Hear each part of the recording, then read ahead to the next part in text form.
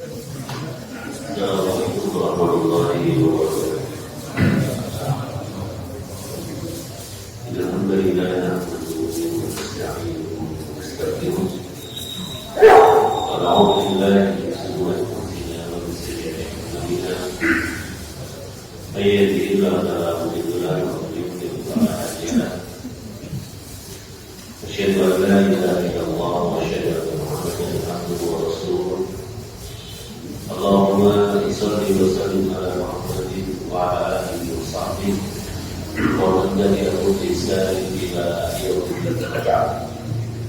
Qala ta'ala ya ayyuhalladzina amanu taqullaha haqqa tuqatih wa la tamutunna illa wa antum muslimun. Ya ayyuhan nasu ittaqu rabbakum alladzi khalaqakum min nafsin wahidah khalaqa minha زوجها وبث منهما رجالا كثيرا ونساء واتقوا الله الذي تساءلون به والارحام ان الله كان عليكم رقيبا. ايها الذين امنوا اتقوا الله وقولوا قولا سديدا يصلح لكم اعمالكم ويغفر لكم ذنوبكم ومن يطع الله ورسوله فقد فاز فوزا عظيما. قال رسول الله صلى الله عليه وسلم فإن أحسن الكلام كلام الله وقال الهدي هدي محمد صلى الله عليه وسلم وشر الأمور محدثاتها فإن كل محدثة بدعة وكل بدعة ضلالة وكل ضلالة في النار.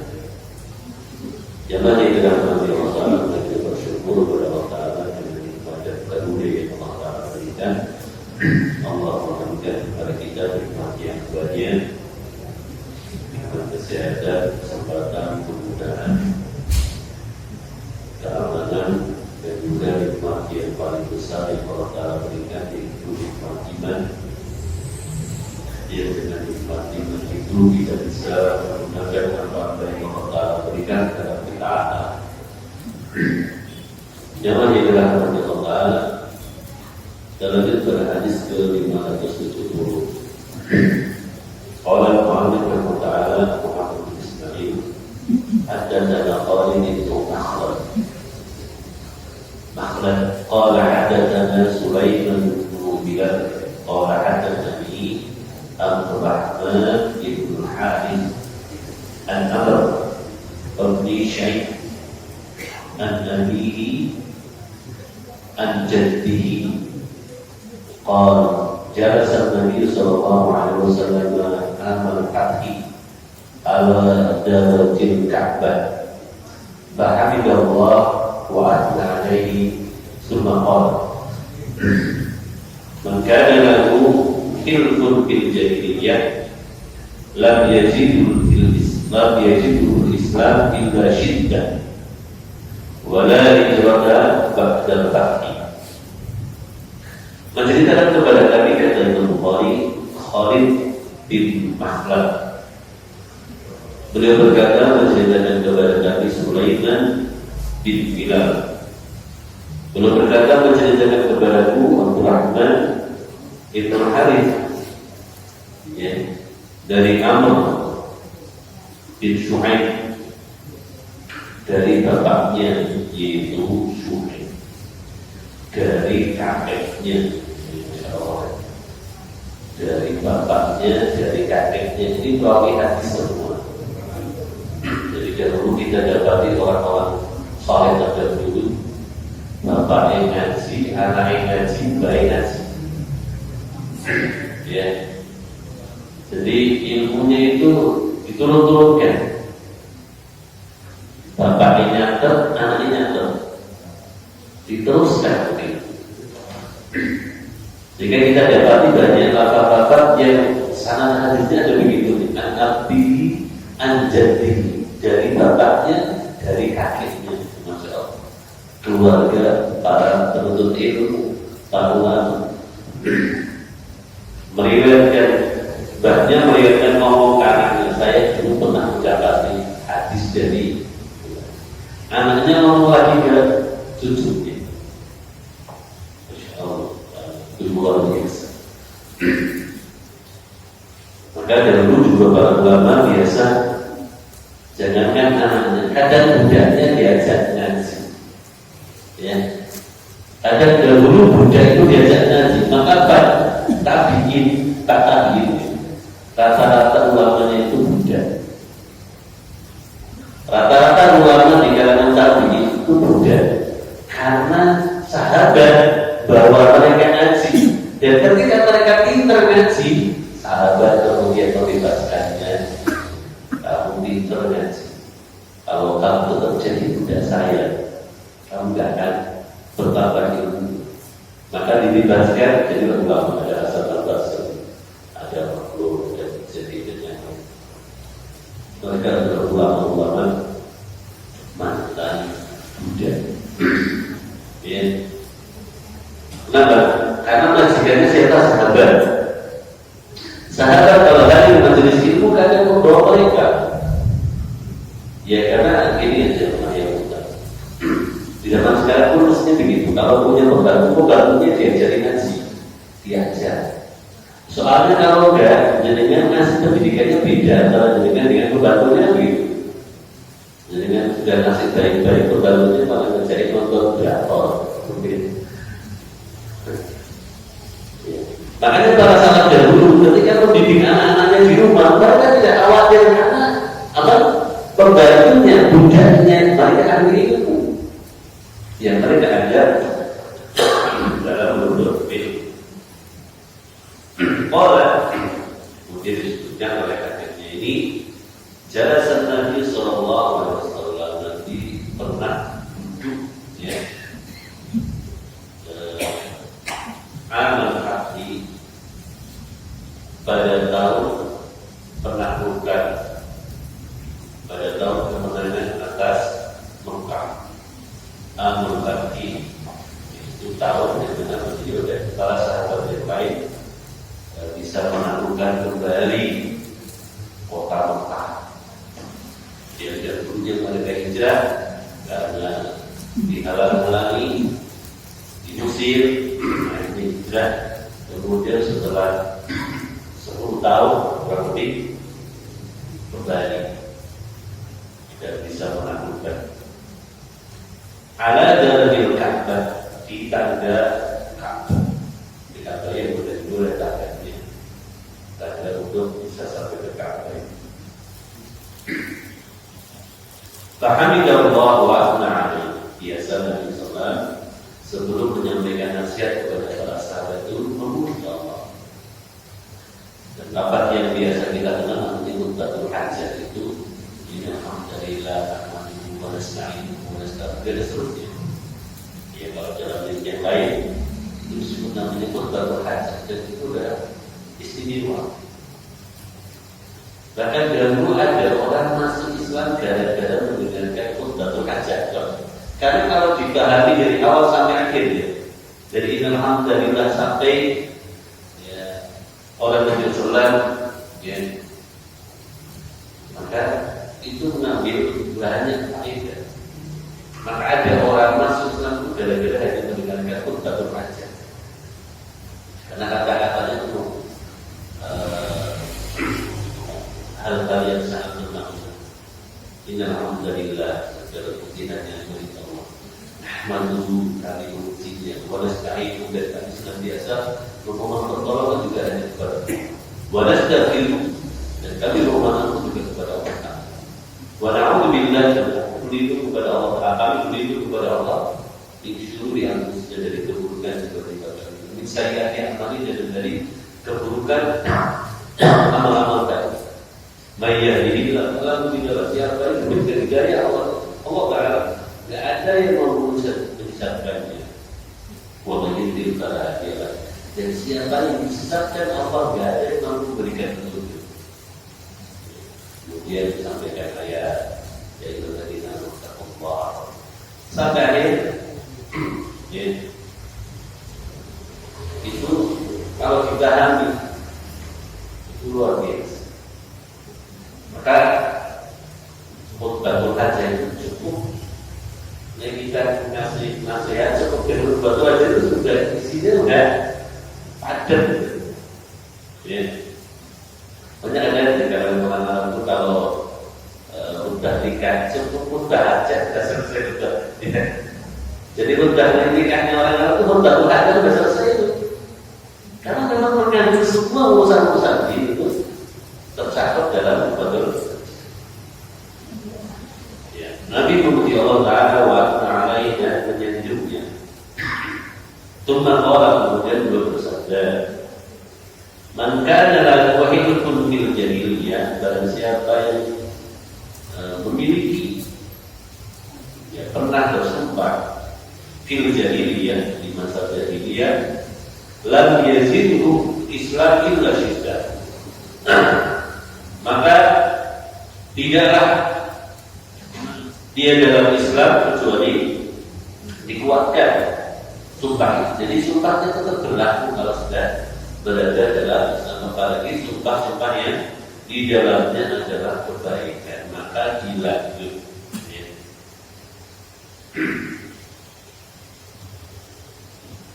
Ada makna halaf, ada makna aiman. Ya, aiman itu kalau di Tanzania juga ada betul-betul jamak dari yamin. Ya. Kenapa? Asal makna yamin itu sumpah, karena dalam bahasa artinya tangan. Kenapa? Karena orang dahulu kalau mereka bersumpah mereka saling memegang tangan. Secara syar'i yang namanya sumpah itu menguatkan sesuatu dengan menyebut nama Allah, itu namanya sumpah. Ya. Maka sumpah itu yang dipakai untuk menguatkan itu nama yang besar, ya, nama yang diagungkan. Jadi kan tidak ada orang semacam disebut dan sebut nggak terdiri, artinya nggak terdiri besar. Ya. Bersumpah itu dengan nama sesuatu yang besar. Dan dalam Islam yang diperbolehkan hanya dengan nama Allah. Karena yang paling besar adalah Allah Ta'ala. Maka kita tidak boleh bersumpah kecuali dengan nama Allah Ta'ala. Man halafa bi ghairillah faqad kafara aw asyrak. Akan sampai Rasulullah bersabda, barang siapa bersumpah dengan selain Allah, maka dia telah melakukan kekufuran atau kesyirikan. Ya, walaupun kemudian para ulama menyebut sebagai termasuk syirik kecil adalah halafat bi ghairillah, bersumpah dengan nama selain nama Allah. Jadi kalau kita bersumpah, sumpahlah dengan nama Allah. Kalau tidak, maka kita telah melakukan kekufuran atau bahkan kesyirikan kalau bersumpahnya dengan nama yang diagungkan dan bukan nama Allah. Demi penunggu pohon ini, ya, atau demi mbah ini, demi kiai ini, berarti kan itu diagungkan. Ya. Karena tadi akan menggunakan sesuatu yang dijadikan sumpah itu perkara yang diagungkan, yang dimuliakan. Sebagian orang ketika bersumpah dengan selain Allah beralasan mereka takut berbohong. Ya. Mereka takut berbohong menggunakan nama Allah. Wah, saya berani.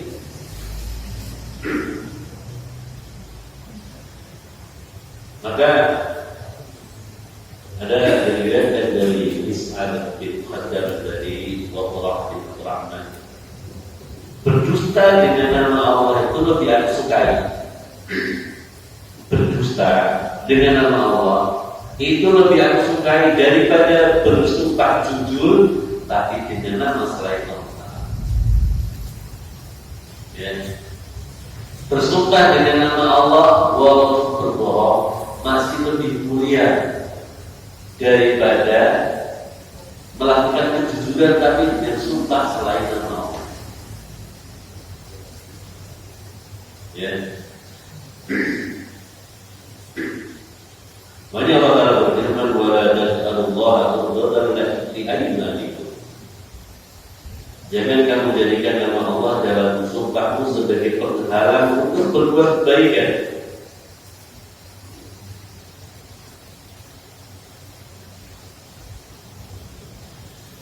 Ini untuk memberikan pengertian kepada orang yang ya sama seperti ada orang berucap insya Allah itu kan perintahnya demikian. Kalau kamu melakukan sesuatu yang itu kejadiannya akan datang nanti besok, itu kita harus menggunakan lafaz insya Allah. Kamu insya Allah paling bohong. Ya kan? Ya memang itu yang diperintahkan. Untuk perkara yang kita nggak tahu ke depannya harus menyatakan insya Allah. Justru kalau meyakini peristiwa yang akan terjadi tapi tidak mengembalikan kepada Allah, itu merupakan kemungkaran. Sesuatu yang dia nggak tahu malah dia yang meyakini.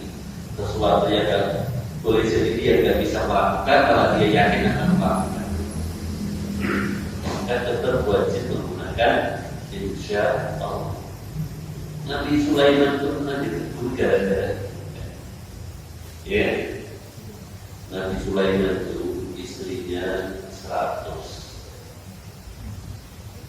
Beliau pernah menggigit istrinya yang 100 dalam satu malam. Ingin apa? Kemudian beliau ingin ya, dia berkata, ini nanti semua anakku yang lahir dari hubunganku dengan mereka jadi orang yang soleh dan menjadi mujahid. Dia tidak mengucapkan insya Allah. Allah betul dia ada yang jadi. Tidak ada yang jadi. Nah, diingatkan oleh Allah Ta'ala Sulaiman.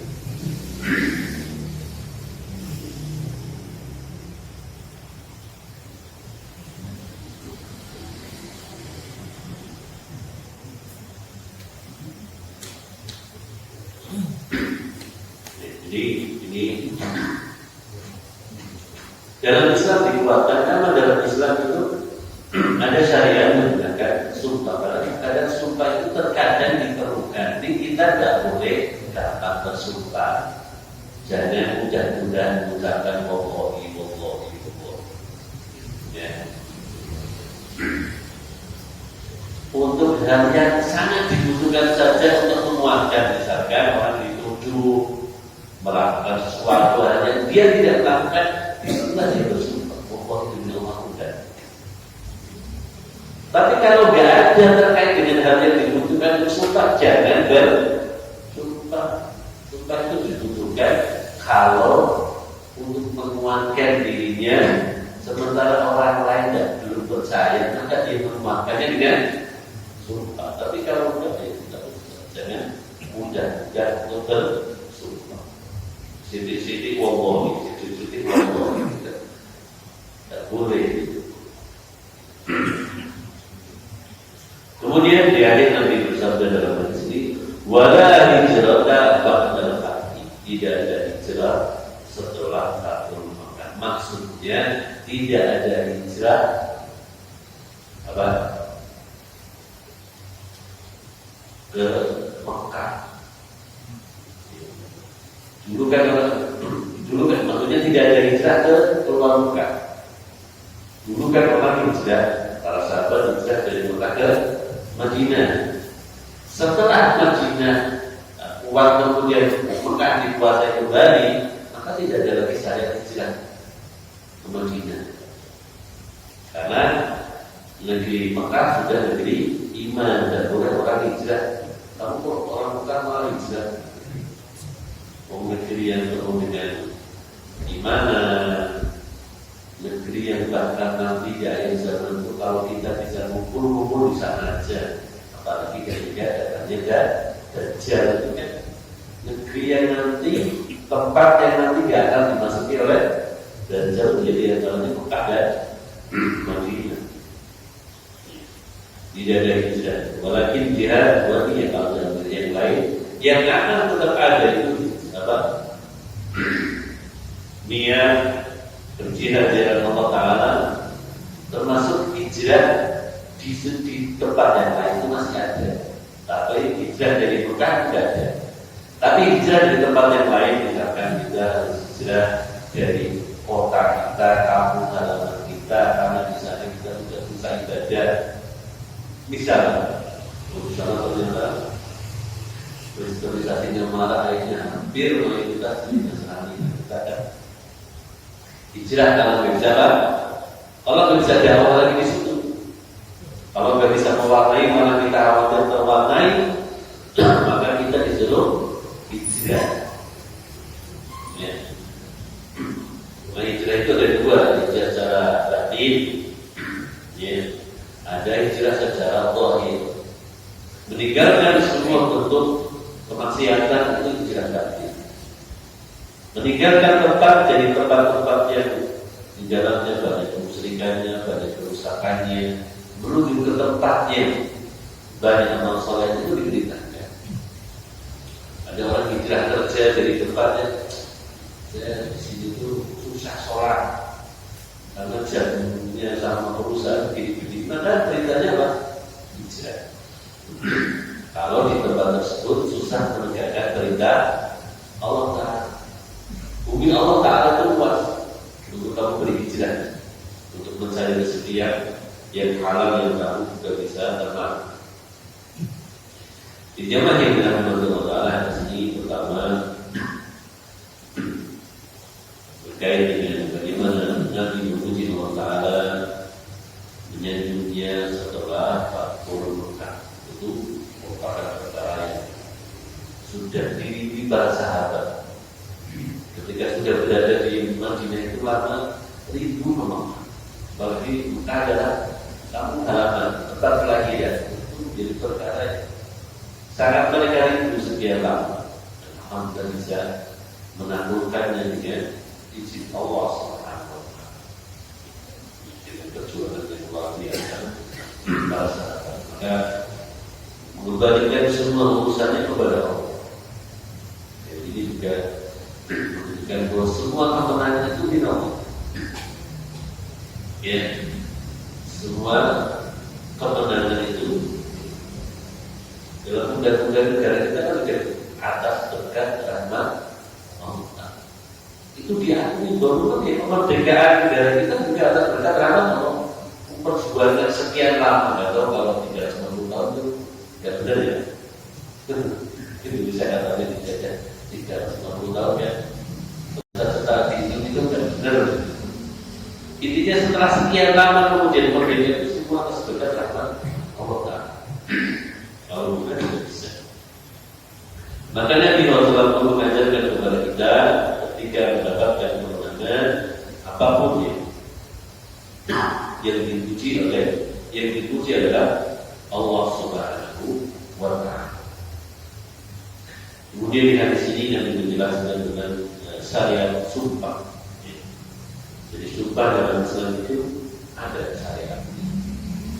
Jadi kalau dahulu, ya orang-orang dahulu juga suka bersumpah. Walaupun mereka tahu bersumpah dengan Lata, Uzza, mana sumpah.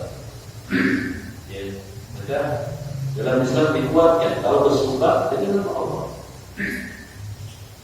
Bahkan ada kafara sumpah, ada kafaranya kalau seorang melakukan sumpah lalu dia tidak menepati sumpah, itu ada syariat. Jadi Islam lebih menguatkan lagi tentang syariat sumpah ini. Kemudian yang berikutnya di hadis ini Nabi Sallallahu membicarakan tentang tidak adanya hijrah dari kota Mekah. Ya, sudah tidak ada lagi. Dulu mereka para sahabat memang hijrah dari Mekah ke Madinah, dari Mekah ke Habasyah. Dengan hijrah Nabi sebelum ke Madinah, ada sebagian sahabat ke Habasyah. Ya, Ja'far bin Abi Thalib, ya, Nabi Muhammad, ya sampai ke negerinya Raja Najas. Dan ke Madinah. Kemudian kemudian hijrah ini merupakan perkara yang sangat penting, ya, sangat penting. Makanya menjadi bagian yang penting dalam Islam seseorang itu hijrah. Dan tadi disampaikan hijrah itu maknanya dua, ada hijrah secara batin, ada hijrah secara zahir. Hijrah secara batin tadi meninggalkan semua bentuk maksiatan pada kebaikan itu namanya hijrah. Dari kejahilian kepada ilmu, dari bid'ah kepada sunnah, dari kesyirikan kepada tauhid, itu adalah hijrah. Atau juga hijrah tempat, meninggalkan tempatnya, dia berat melakukan ketaatan kepada Allah Ta'ala, menuju kepada tempat yang dia mudah bertaat kepada Allah Ta'ala. Maka secara hakikatnya kita tidak boleh berpikir-pikir, kita tidak boleh pergi ke Eropa dan sebagainya untuk dakwah atau mengambil sesuatu yang memang penting, ya, penting yang kebutuhannya nanti untuk umat Islam. Kalau tidak, ya jangan.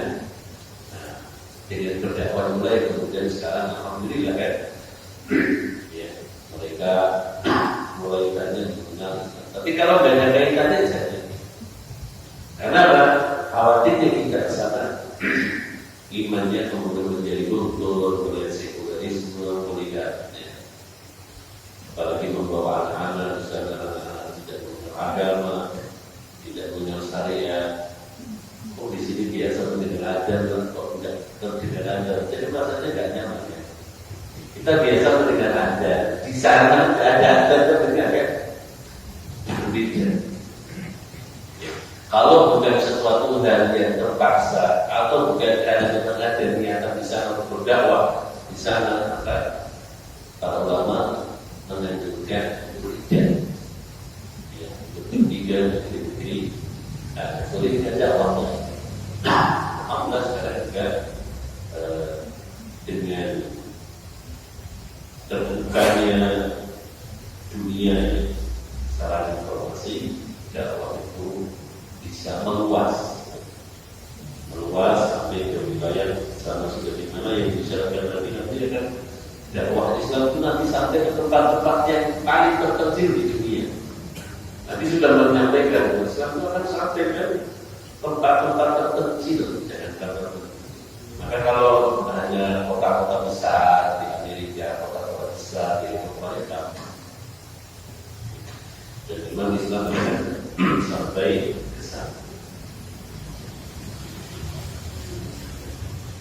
berikutnya, haddatsana Abdullah bin Abdul Aswad qala haddatsana Ja'far bin Sulaiman an Thabit an Anas qala asabana an-nabi sallallahu alaihi wasallam matar fa'azara an-nabi sallallahu alaihi wasallam tawbahu an hatta asabahu al-matar qulna lima fa'alta qala bi annahu hadithu ahadin bi rabbi.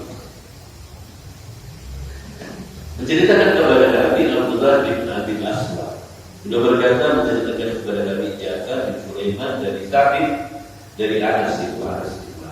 Allah kata Anas bin Malik, asabana ma'an Nabi Rasulullah,